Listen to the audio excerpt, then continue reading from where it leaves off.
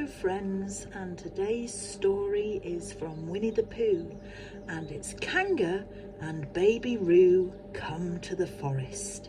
Winnie the Pooh stories are written by A. Milne and illustrated by Ernest H. Shepard. Kanga and Baby Roo come to the forest. Nobody seemed to know where they came from, but there they were in the forest. Kanga and Baby Roo. When Pooh asked Christopher Robin, how did they come here? Christopher Robin said, in the usual way, if you know what I mean, Pooh. And Pooh, who didn't, said, oh.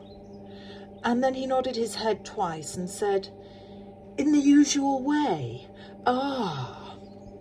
Then he went to call upon his friend Piglet to see what he thought about it. And at Piglet's house, he found Rabbit. So they all talked about it together. What I don't like about it is this, said Rabbit. Here we are, you, Pooh, and you, Piglet, and me, and suddenly, and Eeyore, said Pooh, and Eeyore, and then suddenly, and Owl, said Pooh, and Owl, and then all of a sudden... Oh, and Eeyore, said Pooh. I was forgetting him. Here we are, said Rabbit very slowly and carefully, all of us. And then suddenly we wake up one morning and what do we find? We find a strange animal among us, an animal of whom we had never even heard before. An animal who carries her family about with her in her pocket. Suppose I carried my family around with me in my pocket. How many pockets should I want? 16, said Piglet. 17, isn't it, said Rabbit, and one more for a handkerchief. That's 18. 18 pockets in one suit. I haven't the time. There was a long and thoughtful silence, and then Pooh, who had been frowning very hard for some minutes, said, I make it 15. What? Said Rabbit. 15. 15 what? Your family. What about them? Pooh rubbed his nose and said that he thought Rabbit had been talking about his family. Did I? Said Rabbit carelessly. Yes, you said. Never mind, Pooh, said Piglet impatiently. The question is, what are we to do about Kanga? Oh, I see, said Pooh. The best way, said Rabbit, would be this. The best way would be to steal Baby Roo and hide him. And then when Kanga says, where's Baby Roo? We say, aha. Aha, said Pooh, practising. Of course, he went on, we could say, aha, even if we hadn't stolen Baby Roo. Pooh, said Rabbit kindly, you haven't any brain. I know, said Pooh humbly. We say, aha, so that Kanga knows that we know where Baby Roo is. Aha means we'll tell you where Baby Roo is if you promise to go away from the forest and never come back. Now don't talk while I think. Pooh went into a corner and tried saying, aha, in that sort of voice. Aha. Sometimes it seemed to him that it did mean what Rabbit said. And sometimes it seemed to him that it didn't. I suppose it's just practice, he thought. I wonder if Kanga will have to practice too, so as to understand it. There's just one thing, said Piglet, fidgeting a bit. I was talking to Christopher Robin, and he said that a Kanga was generally regarded as one of the fiercer animals. I am not frightened of fierce animals in the ordinary way, but it is well known that if one of the fiercer animals is deprived of its young, it becomes as fierce as two of the fiercer animals, in which case aha is perhaps a foolish thing to say? Piglet, said Rabbit, taking out a pencil and licking the end of it. You haven't any pluck. It is hard to be brave, said Piglet, sniffing slightly, when you're only a very small animal. Rabbit, who had begun to write very busily, looked up and said, It is because you are a very small animal that you will be useful in the adventure before us. Piglet was so excited at the idea of being useful that he forgot to be frightened anymore, and when Rabbit went on to say that kangas were only fierce during the winter months, being at other times of an affectionate disposition, he could hardly sit still. He was so eager to begin being useful at once. What about me? Said Pooh sadly. I suppose I shan't be useful? Never mind, Pooh, said Piglet comfortingly. Another time, perhaps. Without Pooh, said Rabbit solemnly, as he sharpened his pencil, the adventure would be impossible. Oh, said Piglet, and tried not to look disappointed, but Pooh went into the corner of a room and said proudly to himself, Impossible without me, that sort of bear.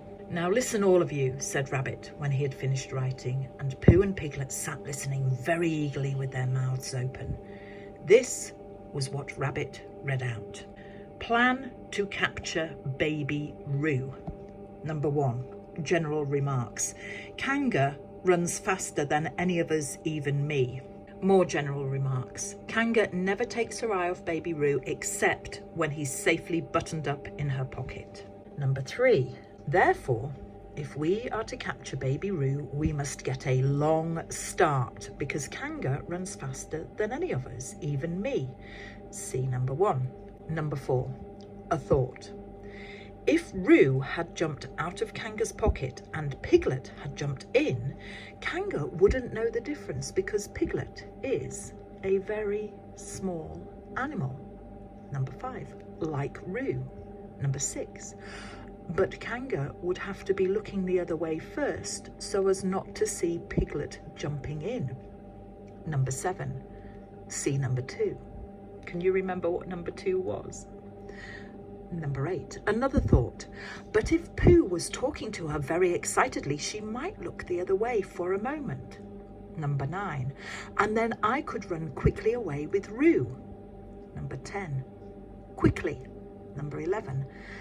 And Kanga wouldn't discover the difference until afterwards. Well, Rabbit read this out proudly, and for a little while after he had read it, nobody said anything. And then Piglet, who had been opening and shutting his mouth without making any noise, managed to say very huskily, "And afterwards?" "How do you mean?" Well, when Kanga does discover the difference, then we all say, "Aha!" All 3 of us. Yes. Oh, why? What's the trouble, Piglet? Nothing, said Piglet. As long as we all 3 say it, said Piglet. I don't mind, he said. But I shouldn't care to say aha by myself. It wouldn't sound nearly so well. By the way, he said, you are quite sure about what you said about the winter months. The winter months. The winter months? Yes, only being fierce in the winter months. Oh, yes, that's all right. Well, Pooh, you see what you have to do? No, said Pooh, not yet. What do I have to do? Well, you just have to talk very hard to Kanga so as she doesn't notice anything. Oh, what about? Anything you like. You mean like telling her a little bit of poetry or something?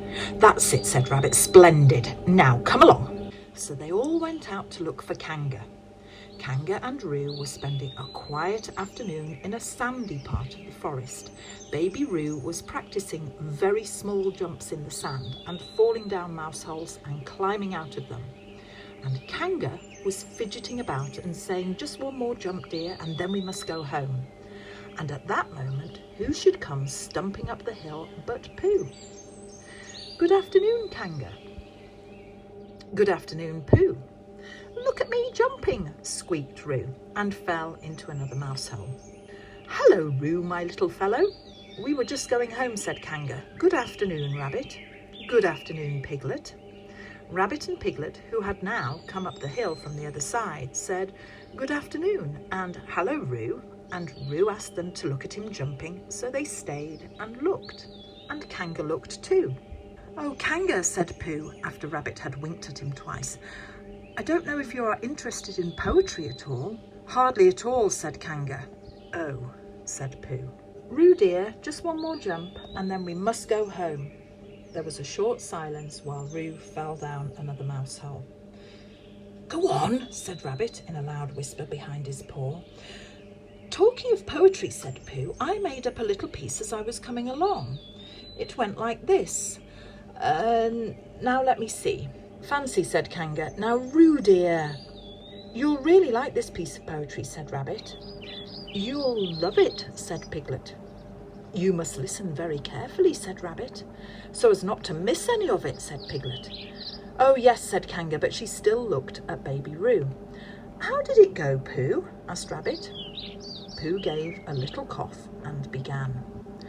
"Lines written by a bear of very little brain. On Monday when the sun is hot, I wondered to myself a lot. Now is it true or is it not that what is which and which is what? On Tuesday when it hails and snows, the feeling on me grows and grows that hardly anybody knows if those are these or these are those. On Wednesday when the sky is blue and I have nothing else to do, I sometimes wonder if it's true that who is what and what is who. On Thursday when it starts to freeze and hoarfrost twinkles on the trees, how very readily one sees that these are whose, but whose are these. On Friday—" "Yes, it is, isn't it?" said Kanga, not waiting to hear what happened on Friday. "Just one more jump, Roo dear. Then we really must be going." Rabbit gave Pooh a hurrying up sort of nudge. Talking of poetry," said Pooh quickly, "have you ever noticed that tree right over there?" "Where?" said Kanga. "Now, Roo." "Right over there," said Pooh, pointing behind Kanga's back. "No," said Kanga. "Now jump in, Roo dear, and we'll go home." "You ought to look at that tree right over there," said Rabbit. "Shall I lift you in, Roo?" And he picked up Roo in his paws. "I can see a bird in it from here," said Pooh. "Or is it a fish?" "You ought to see that bird from here," said Rabbit. "Unless it's a fish." "It isn't a fish, it's a bird," said Piglet. "So it is," said Rabbit. "Is it a starling or a blackbird?" said Pooh. "That's the whole question," said Rabbit. "Is it a blackbird or a starling?" And then at last Kanga did turn her head to look. And the moment her head was turned, Rabbit said in a loud voice, "In you go, Roo!" And in jumped Piglet into Kanga's pocket, and off scampered Rabbit with Roo in his paws as fast as he could. "Why, where's Rabbit?" said Kanga, turning round again. "Are you all right, Roo dear?" Piglet made a squeaky Roo noise from inside the bottom of Kanga's pocket. "Rabbit had to go away," said Pooh. "I think he's thought of something he had to go and see about suddenly." "And Piglet?" "I think Piglet thought of something at the same time, suddenly." "Well, we must be getting home," said Kanga. "Goodbye, Pooh." And in 3 large jumps she was gone. Pooh looked after her as she went. "I wish I could jump like that," he thought. "Some can and some can't. That's how it is." But there were moments when Piglet wished that Kanga couldn't. Often, when he had had a long walk home through the forest, he had wished he were a bird. But now, he thought jerkily to himself at the bottom of Kanga's pocket, "If this is flying, I shall never really take to it." And as he went up in the air, he said, "Woo!" And as he came down, he said, "Ow!" And as he was saying, "Woo! Ow! Woo! Ow! Woo! Ow!" all the way to Kanga's house. Now, of course, as soon as Kanga unbuttoned her pocket, she saw what had happened. Just for a moment, She thought she was frightened. And then she knew she wasn't, for she felt sure that Christopher Robin would never let any harm happen to Roo. So she said to herself, if they are having a joke with me, I will have a joke with them. Now then, Roo dear, she said as she took Piglet out of her pocket, bedtime. Aha, said Piglet, as well as he could after his terrifying journey. But it wasn't a very good aha, and Kanga didn't seem to understand what it meant. Bath first, said Kanga in a cheerful voice. Aha, said Piglet again, looking anxiously around for the others. But the others weren't there. Rabbit was playing with Baby Roo in his own house and feeling more fond of him every minute. And Pooh, who had decided to be a Kanga, was still at the sandy place on the top of the forest practicing jumps. I am not at all sure, said Kanga in a thoughtful voice, that it wouldn't be a good idea to have a cold bath this evening. Would you like that, Roo dear? Piglet, who had never been really fond of baths, shuddered a long, indignant shudder and said in as brave a voice as he could, Kanga, I see that the time has come to speak plainly. Funny little Roo, said Kanga as she got the bath water ready. I am not Roo, said Piglet loudly. I am Piglet. Yes, yes, dear, said Kanga soothingly, and imitating Piglet's voice too. So clever of him, she went on, as she took a large bar of yellow soap out of the cupboard. What will he be doing next? Can't you see me? Shouted Piglet. Haven't you got eyes? Look at me. I am looking Roo dear, said Kanga rather severely, and you know what I told you yesterday about making faces?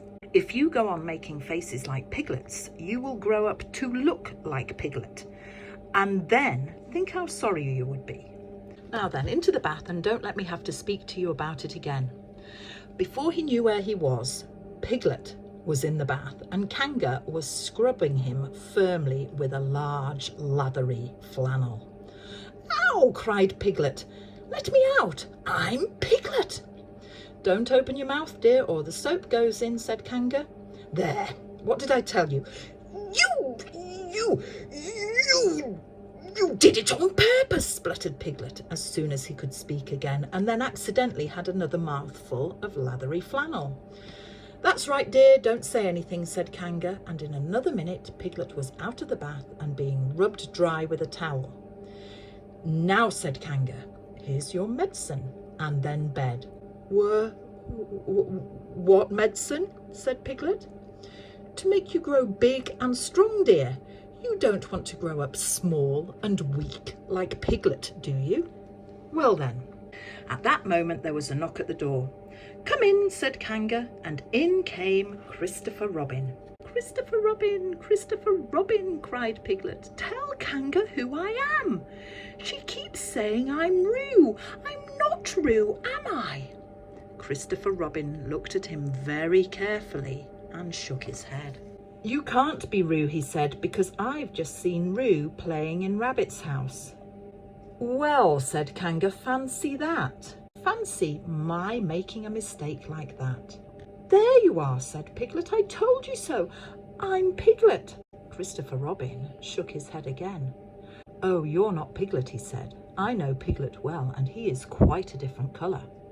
Piglet began to say that this was because he had just had a bath, and then he thought that perhaps he wouldn't say that.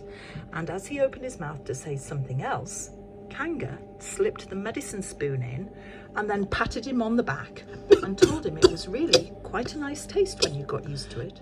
I knew it wasn't Piglet, said Kanga. I wonder who it can be. Perhaps it's some relation of Pooh's, said Christopher Robin. What about a nephew or an uncle or something? Kanga agreed that this was probably what it was and said that they would have to call it by some name. I shall call it Pootle, said Christopher Robin. Henry Pootle for short. And just when it was decided, Henry Pootle wriggled out of Kanga's arms and jumped to the ground. To his great joy, Christopher Robin had left the door open. Never had Henry Pootle Piglet run so fast as he ran then, and he didn't stop running until he had got quite close to his house. But when he was 100 yards away, he stopped running and rolled the rest of the way home so as to get his own nice, comfortable colour again. So Kanga and Roo stayed in the forest, and every Tuesday Roo spent the day with his great friend Rabbit, and every Tuesday Kanga spent the day with her great friend Pooh, teaching him to jump, and every Tuesday Piglet spent the day with his great friend Christopher Robin. So they were all happy again. And that, my friends, is the end of the story. It's the first Winnie the Pooh story I have ever read for the Lovely Place channel. So I hope you enjoyed listening to it as much as I enjoyed reading it. Bye for now.